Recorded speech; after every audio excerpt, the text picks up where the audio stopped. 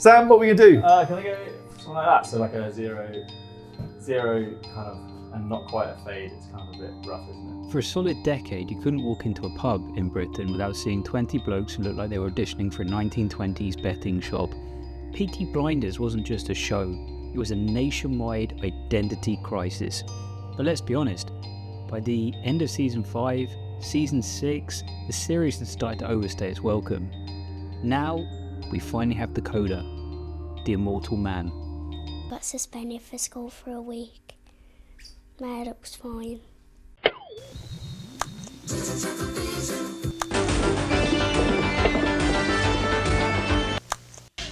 69 dudes! Funded by Netflix and BBC, this feels like a movie. We're seeing the war-torn streets of Birmingham blitzed from the air, a scale of destruction that a smaller TV budget would have struggled to render. It's grounded, it's dire, it's surprisingly educational. We're diving into a real life Operation Bernhard, the Nazi plot to tank the British economy with counterfeit notes.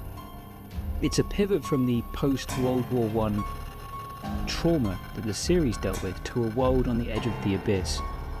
The series gave us fascism, it gave us the overt threat of Oswald Mosley.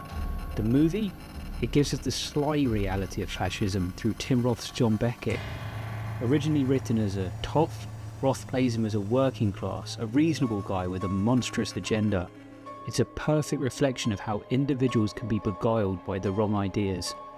Beckett represents that terrifying type of traitor, one who thinks of themselves while the world burns. It's an archetype we're still seeing today. I mean, a certain Nigel Farage, the kind of figure who's always going to take a banknote for his pocket over a bullet for his country. It's a stark warning of what happens when personal gain outweighs collective survival. But look, this is still the Cillian Murphy show. The past has been systematically erased, and he's the remaining member of the family. That includes Arthur.